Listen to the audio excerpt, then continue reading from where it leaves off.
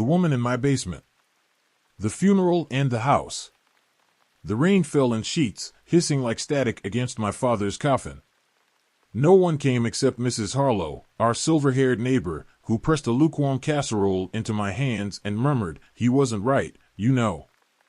"Not after your mother." Her voice faded as her gaze drifted past me, locking onto the house. It loomed behind us, its Victorian frame hunched and weary.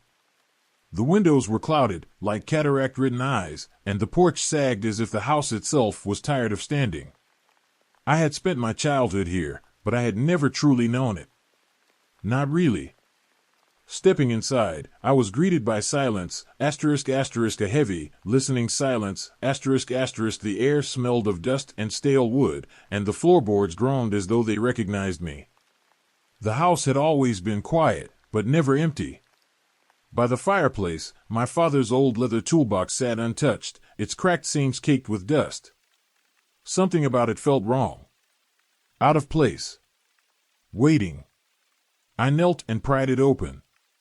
Inside, tangled among rusted screwdrivers and stiffened wrenches, was a small key, rusted, delicate. Used, ***, beneath it lay a folded scrap of paper, my father's handwriting jagged and uneven. "Don't go into the basement." My fingers trembled. Somewhere in the house, a floorboard creaked, ***, slow and deliberate. The first night. That night, the house exhaled.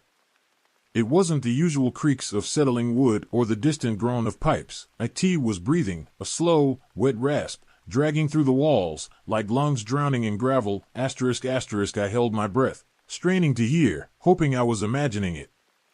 Then came the humming. Soft, broken, as if drifting through a shattered throat.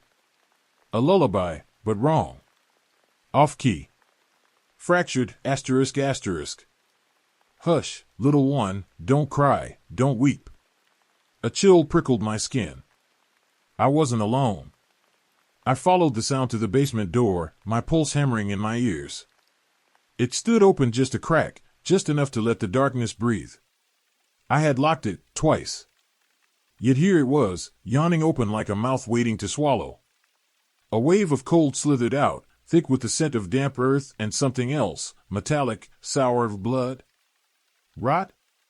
My fingers trembled as I shoved the door shut, twisting the lock with more force than necessary. I stepped back, waiting, listening. The house fell silent again. I didn't sleep. I sat awake, watching the door, my breath coming in uneven gulps. Hours crawled by. Nothing happened. By morning, I almost believed I had imagined it. Then I saw the door. Wide open. #Mrs. Harlow's secret. Mrs. Harlow came back the next afternoon, her hands trembling as she cradled a teacup. She wouldn't meet my eyes. "Your father," she began, voice barely above a whisper, "used to argue with someone down there. In the basement. Late at night." She set her cup down, the porcelain rattling against the saucer. "At first, I thought it was grief after your mama passed, but I don't think he was alone." A cold weight settled in my stomach. She swallowed hard, then leaned in, lowering her voice. "Once, I saw a woman in his window." My breath hitched. "Pale as a grub," she continued. "Just staring." Mrs. Harlow shivered at the memory. But when I blinked, she was gone, ***. I forced myself to speak. "You never told anyone?" She shook her head. "Would you have believed me?" Before she left, she pressed a casserole dish into my hands again.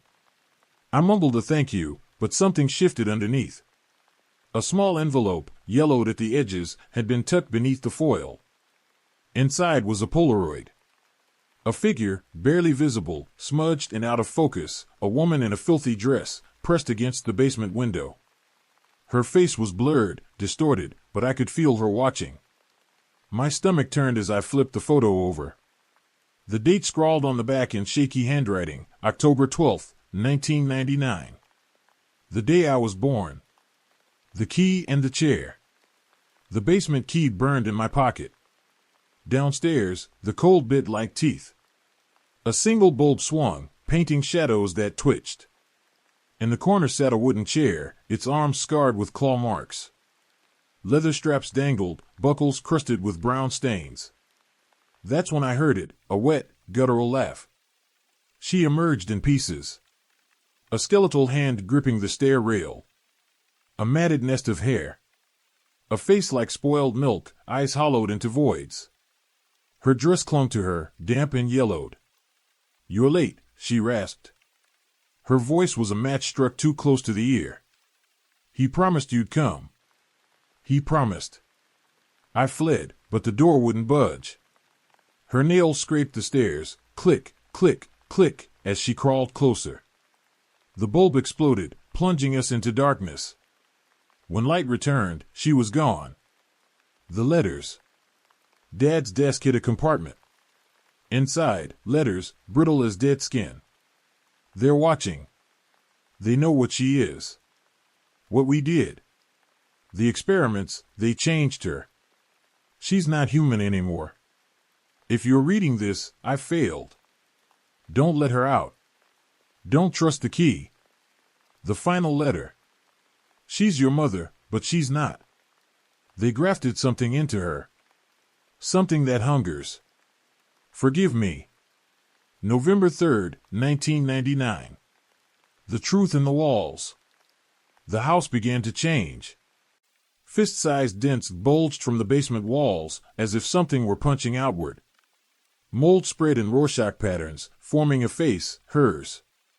At night, the lullaby returned, now spliced with my father's voice, pleading, "Don't open the door. Don't open the door." Mrs. Harlow vanished. Police found her cat disemboweled on her porch, arranged in a circle with its own intestines. The knock. Last night, she knocked. 3 raps. 3 silences. "Let me in," she hissed through the keyhole. "I'll tell you about your real mother. About the night you were born. About the thing he put inside you." I pressed my ear to the door. Her breath fogged the wood. "You're like me now. You just don't know it yet." The key turns. This morning, I found the basement door wide open. The chair is gone. The walls are clawed raw, and a trail of muddy footprints leads upstairs, to my bedroom. In the mirror, my eyes flicker black for a heartbeat. And the lullaby is in my head now. "Hush, little one, don't cry, don't weep." She's teaching it to me.